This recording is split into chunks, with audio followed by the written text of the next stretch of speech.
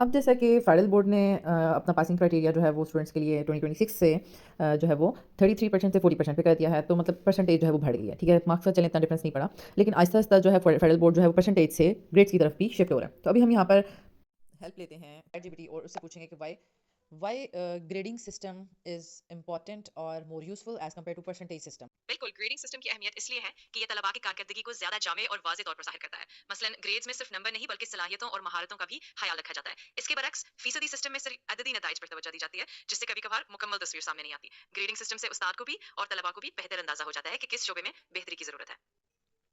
अभी भी बात क्लियर नहीं है, क्योंकि परसेंटेज में भी तो ऐसे ही होता है। जो स्टूडेंट्स जितना ज़्यादा मार्क मतलब अच्छा लिखेगा उसको उतने ही ज़्यादा नंबर मिलेंगे। 100 में से अगर उसने बहुत अच्छा पेपर किया है तो उसके 90 नंबर आ गए तो वो 90% पर है। और अगर ग्रेड सिस्टम में देखेंगे तो वो ए प्लस पर होगा, यानी 90% से ऊपर वाले ए प्लस प्लस में है तो वो ए प्लस में होगा। ठीक है, तो एक स्टूडेंट है वो 90 नंबर लेके ए प्लस ले रहा है, और एक बच्चा 85 पे ए प्लस ले रहा है, और एक बच्चा 81 पे ए प्लस ले रहा है। तो इसमें क्या मतलब क्या इसमें एडवांटेज है? ग्रेड सिस्टम में क्या एडवांटेज है? और क्या जब ग्रेड सिस्टम होगा तो स्टूडेंट्स को मार्क्स नहीं पता होंगे, सिर्फ ग्रेड्स पता होंगे? ये बिल्कुल दुरुस्त बात है। ग्रेडिंग सिस्टम में अमूमी तौर पर एक रेंज होती है, जैसे ए प्लस ए बी वगैरह, जिससे थोड़ा सा लचक मिलती है। इसका फायदा यह है कि अगर दो तलबा एक ही ग्रेड में आते हैं तो उनके दरमियान छोटे से फर्क को ग्रेडिंग के जरिए ज्यादा वाज़ेह तरीके से नहीं दिखाया जाता। इससे तलबा पर दबाव कम होता है और वो अपनी अमूमी कारकर्दगी पर ज्यादा तवज्जो देते हैं। इसके अलावा ग्रेडिंग सिस्टम में अक्सर सिर्फ ग्रेड दिखाए जाते हैं, नंबर नहीं, जिससे तलबा को जहनी दबाव कम महसूस होता है। इस तरह ग्रेडिंग सिस्टम मजमूई कारकर्दगी को बेहतर तौर पर जाहिर करता है। इसका मतलब है कि जब ग्रेडिंग सिस्टम आ जाएगा तो स्टूडेंट्स को परसेंटेज यानी मार्क्स नहीं बताए जाएंगे। जी बिल्कुल, आमतौर पर ग्रेडिंग सिस्टम में तलबा को सिर्फ उनका ग्रेड बताया जाता है, ना कि मुकम्मल नंबर या फीसद। इससे तलबा को ज्यादा तवज्जो अपनी मजमूई कारकर्दगी पर रखने का मौका मिलता है और वो नंबर की निस्बत अपने स्किल्स और समझ बूझ पर ज्यादा फोकस कर पाते हैं। इस तरह एक मस्बत और कम दबाव वाला माहौल बन जाता है। Thank you. आपका बहुत शुक्रिया। अगर आपको मजीद कोई सवाल हो या किसी और चीज में मदद चाहिए हो तो बेशक बताइएगा।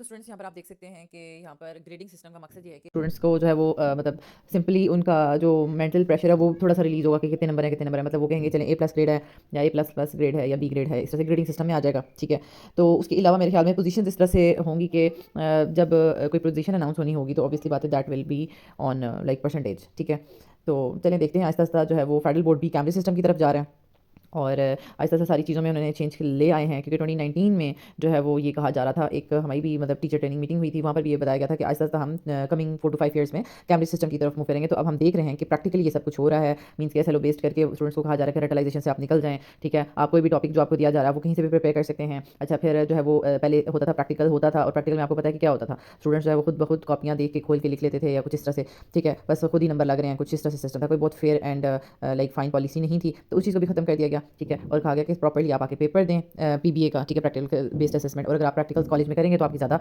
अच्छी समझ बूझ होगी और आप अच्छे से आंसर कर सकेंगे एज़ कम्पेयर टू अगर आप सिर्फ जो है रीड आउट करेंगे। ठीक है, तो ये सारा सिस्टम है, और फिर है कि इन चीज़ों को फिर परसेंटेज को भी ग्रेड की तरफ लेके जाया जा रहा है। और सिलेबस भी बहुत ज़्यादा रिवाइज हो गया, बहुत अर्सा से जो कुछ टॉपिक जो है वो आपके बुक्स में आ रहे थे, बहुत ही पुराना सिलेबस था। तो अब उसको भी चेंज करके 9th 10th में फर्स्ट ईयर सेकंड यानी इंटर लेवल की चीज़ें ऐड कर दी गई हैं, और इंटर में जो है वो आप कह लें कि बीएससी लेवल या मास्टर्स लेवल में से कुछ टॉपिक्स मतलब उस लेवल के ऐड कर दिए गए हैं। बहुत ज़्यादा नहीं बर्डनाइज किया गया, लेकिन कुछ ना कुछ थोड़ा अपग्रेड सिस्टम हुआ है। ठीक है, तो ये इस तरीके से सारा का सारा सिस्टम जो है वो आहिस्ता आहिस्ता रिवाइज किया गया है। तो इसके लिए ये है कि अब देखें जो सिस्टम आ जाता है उसको हमें फॉलो करना होता है। परेशान होने से तो क्या होगा, मीन्स के पॉलिसीज चेंज नहीं हो जाएंगी, हमारे लिए कोई रिलैक्सेशन नहीं हो जाएगी। तो हमने देखना है कि ठीक है we are in this system, हम इस सिस्टम के थ्रू ही पेपर देना चाहते हैं। ये पहले डिसाइड हो गया, जब डिसाइड हो गया तो अब हमने उसको फॉलो करना है, और उसके लिए मेहनत करनी है। मेहनत सिर्फ जो है वो हार्ड वर्क नहीं करना, बल्कि स्मार्ट वर्क करना है।